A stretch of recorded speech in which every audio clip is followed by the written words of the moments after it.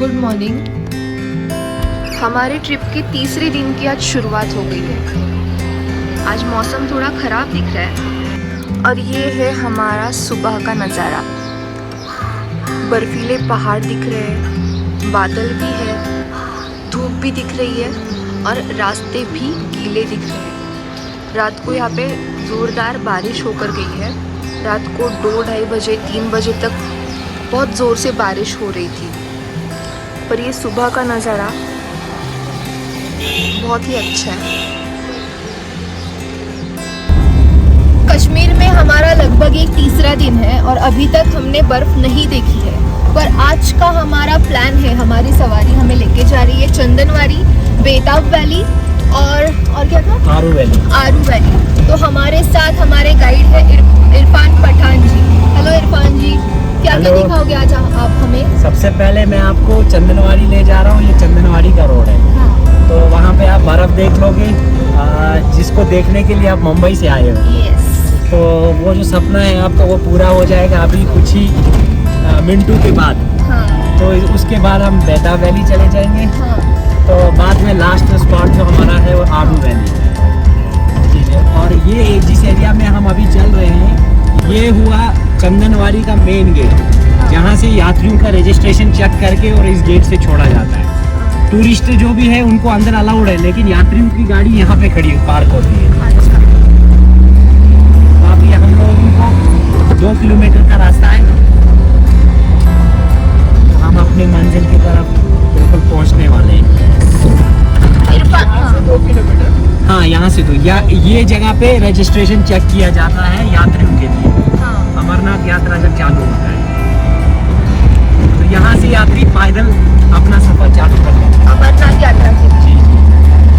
इरफान जी हमें बता रहे थे कि यहाँ पे ये रोड मिड मई तक बर्फ से ढका रहता है, पर इस साल मतलब 2022 में बर्फबारी कम होने की वजह से यहाँ पे इतनी बर्फ नहीं है या फिर कुछ भी बर्फ नहीं है। हमें ज़्यादा ऊपर जाना पड़ेगा। यहाँ पे अभी थोड़ी बहुत बारिश भी शुरू हो गई है। कल रात को भी पहलगाम में बहुत ज़्यादा बारिश हुई, जैसे कि मैंने आपको पहले बताया था। इरफान जी, यहाँ पे मौसम का हाल कैसा रहता है? मौसम का कोई भरोसा यहाँ पे नहीं होता है, किसी भी टाइम बारिश हो सकती है। अच्छा। और हिल एरिया पे बर्फ भी हो सकती है। हाँ। कोई भरोसा नहीं रहता है यहाँ के मौसम का।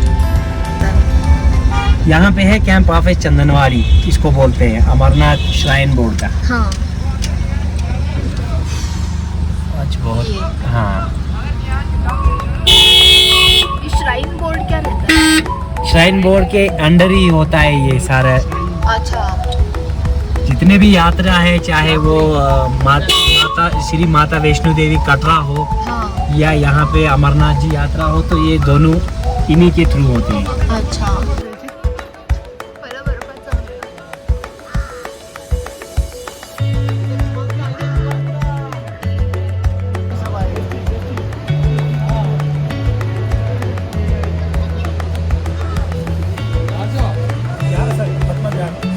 इधर चल रहा।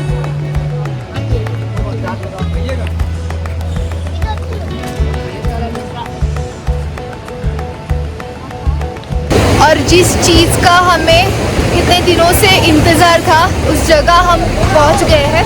हमारे पीछे बर्फीला पहाड़ है और यहाँ पे ये नदी भी निकल गई है, पानी भी बह रहा है। तो हमारे लिए ये एक चेरी ऑफ द टॉप है।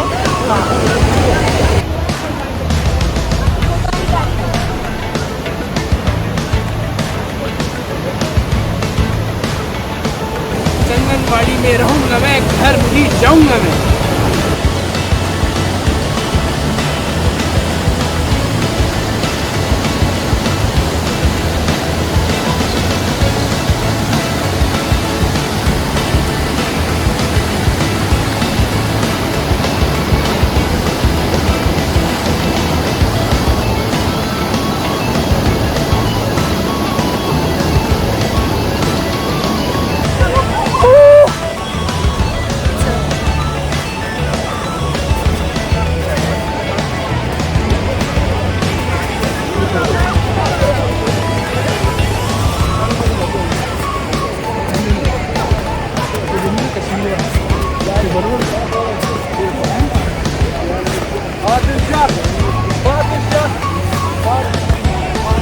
हम लोग ये बर्फ का पहाड़ चढ़ रहे हैं, स्लीपरी है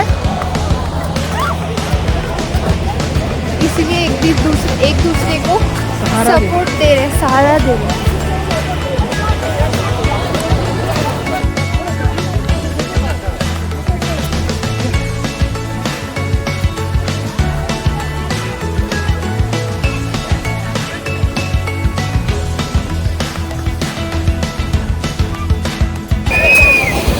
हेलो, हम ये बर्फ का पहाड़ चढ़ तो रहे हैं, पैर स्लिप हो रहे हैं। मेरे साथ ये अहमद भाई है। हेलो अहमद भाई। ये इनके पीठ पे जो देख रहे हैं वो है टाटा लैंसर गाड़ी, जिससे हम फिसल के नीचे जाने वाले हैं।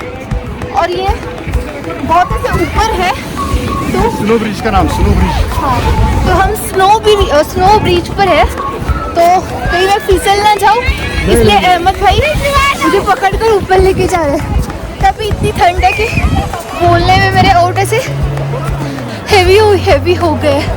हाँ, पर यहाँ से व्यू बहुत ज़्यादा अच्छा है।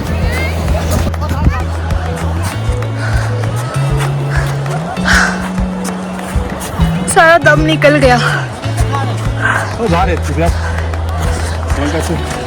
इधर फोटो एक दो निकालेगा उधर ले जाएगा। आप भी रहोगे ना हमारे साथ? हाँ, ड्राइवर है ना आगे। यस, ब्रेक रहता है, ब्रेक। ओके। बस इधर ले जा, अंदर सुन हो रमजाना। अंदर सुन आइए। अहमद भाई, आपके शूज कुछ अलग है या? हम बर्फ में ही पैदा हुआ ना, इसीलिए ये शूज नजर लगता है। ओके। हमको हैबिट है। हाँ हमको आपको हैबिट नहीं है चलने का। हाँ, तो हम इधर हमारा गांव में 8 किलो 6 महीना बर्फ पड़ता है। हाँ हम बर्फ में ही पैदा हुआ है ना, इसीलिए हमको प्रैक्टिस है पहाड़ को चढ़ना है। हाँ, क्योंकि मैं लगातार फिसल रही हूँ। हाँ, आपका शूज भी हाँ कंफर्टेबल नहीं है यस। और आपको हैबिट नहीं है चलने का। हमको हैबिट भी होता है चलने का। हाँ। ऐसे चलने का होता है।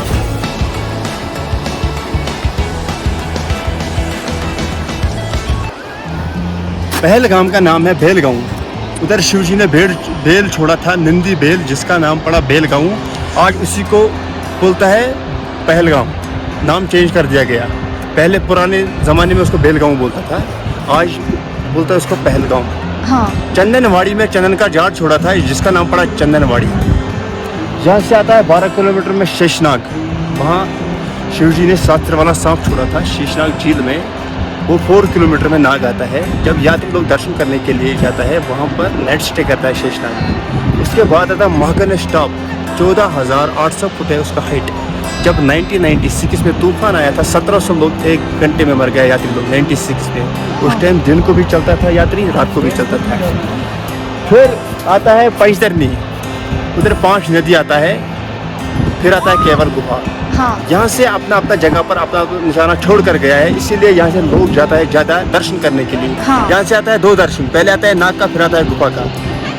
टोटल चंदनवाड़ी से अप डाउन 64 किलोमीटर हाँ अप डाउन। अगर घोड़ा करेगा 2 दिन लगेगा, अगर पैदल जाएगा 3 दिन लगेगा, चॉपर से लगेगा 1 घंटा भी 2 घंटा भी। चॉपर चलता पहलगाम से पैंतरनी, पैंतरनी से 6 किलोमीटर गुफा जाना पड़ता है। हाँ। घोड़े से और पैदल है पालकी। अच्छा यहाँ से 28 जून से शुरू जाएगा यात्री 13 अगस्त के लिए इस साल। ओके। और ये कौन सा रोड है अमरनाथ का? ये अमरनाथ का पहला चढ़ाई आता है पिशु टॉप। हाँ पिशु टॉप, हाथ में सोटी पेट में रोटी, तब चढ़ेगा पिशु टॉप की चोटी। ये अमरनाथ का पहला चढ़ाई आता है, मेन चढ़ाई अमरनाथ का पिशु टॉप। जो ये 2 पहाड़ के बीच में वो जिगजैग दिखता है ना, हाँ। ये अमरनाथ का पहला चढ़ाई, इसका नाम है पिशु टॉप। ओके। यहीं से अमरनाथ यात्री जाता है दर्शन करने के लिए। हाँ यहीं से रोड यहीं से जाना पड़ता है यात्री लोग को। हाँ गाड़ी आता है चंदनवाड़ी तक। चंदनवाड़ी से 32 किलोमीटर अमरनाथ यात्री जाता है। यहीं से पहलगाम से जो जाएगा वो चॉपर से जाएगा, हेलीकॉप्टर से जाएगा। अगर यहाँ से जाएगा पैदल यात्री, वो जाता है यहाँ से घोड़ा करता है और पालकी को 4 आदमी कंधे पर उठाता है। अच्छा। घोड़े पर अगर जाएगा 2 दिन लगेगा अप डाउन हाँ। दर्शन करने में। अगर पैदल जाएगा 3 दिन लगेगा। 3 दिन। अगर चॉपर से जाएगा 1 घंटा लगेगा। ओके। आपस में खेलो थोड़ा ऊपर।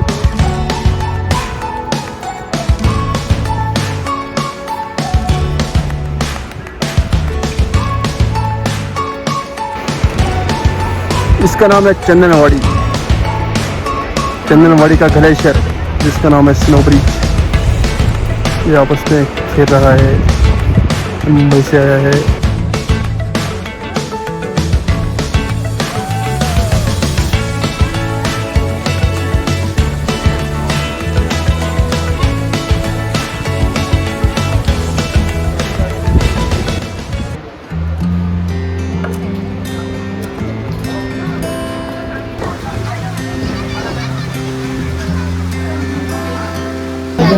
मैगी के बाद हमारा आलू पराठा भी आ गया है, कॉफ़ी भी आ गई है और हमने साथ में पकौड़ा भी ब्रेड पकौड़ा भी मंगवाया।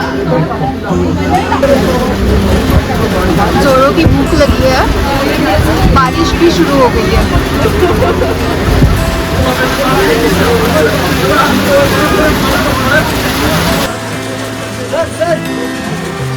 Thank you.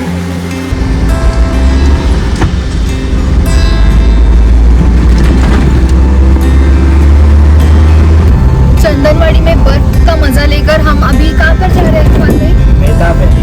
बेताब वैली, वहाँ पे क्या रहेगा? वहाँ पे वो पार्क बनाया हुआ है वो देखिए।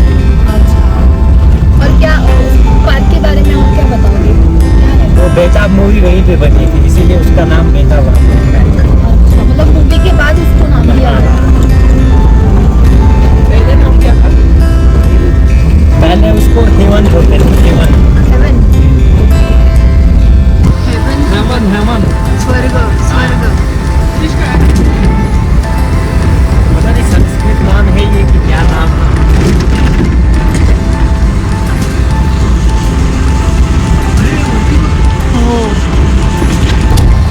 इरफान भाई, आप कश्मीर में कब से हो?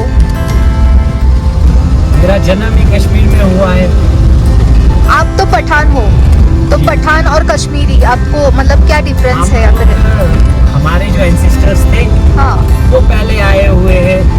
कई लोग अफगानिस्तान से आए, कई पाकिस्तान से आए, तो यहीं पे रहने लगे। हाँ।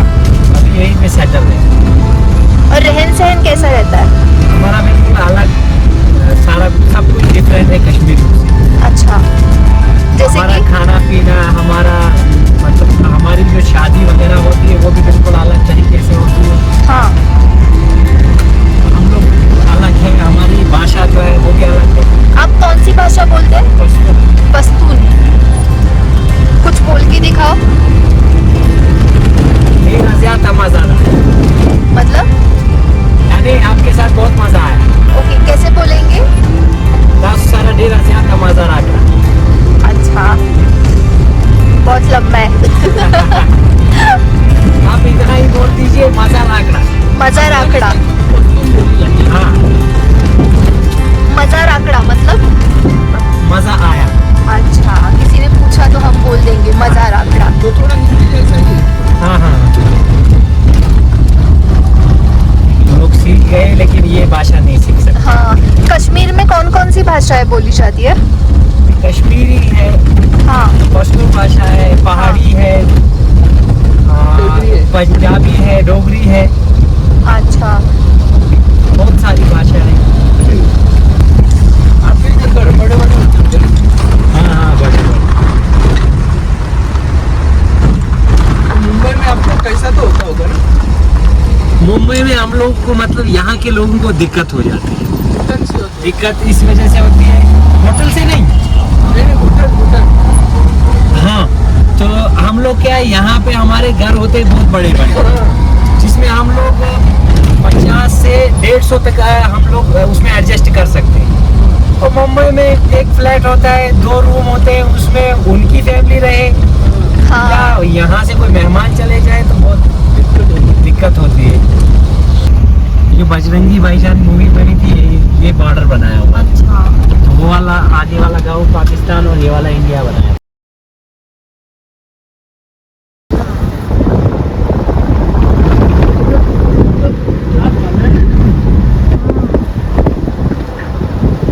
गवर्नमेंट ने बनाया शायद, है ना? हाँ, ये हो गया यस, बेताब वैली। एक मिनट। और ये हम पहुंच गए हैं बेताब वैली। इरफान भाई, बेताब वैली के बारे में कुछ बताइए। बेताब वैली जो थी इसका पहला नाम हेवन था, तो उसके बाद जब से मूवी बनी सनी देओल की तो उसके बाद इसका नाम बेताब वादी रखा गया। तो कई लोग वादी से पुकारते हैं, कई वैली से पुकारते हैं, लेकिन ये जो नीचे आपको व्यू दिख रहा है यही है बेताब वैली।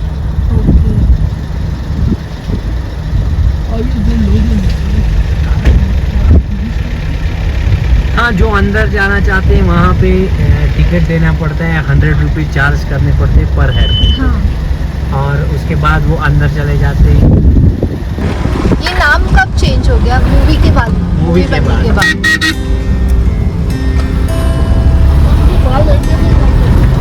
लोगों ने यही रखा होगा, मतलब बोल बोल के। हाँ,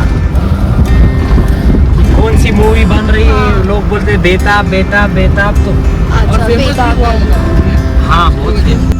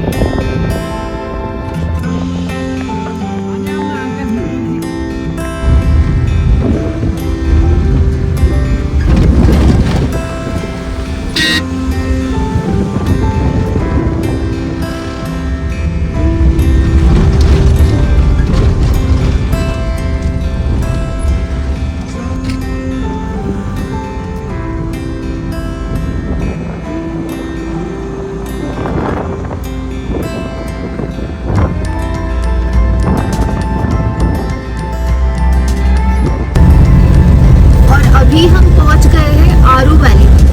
आरू को इंग्लिश में कहते हैं पीच, मतलब यहाँ को पीच को बोला जाता है आड़ू, तो आड़ू से आरू, और ये यहाँ पे पीच ज्यादा होता है तो आरू वैली।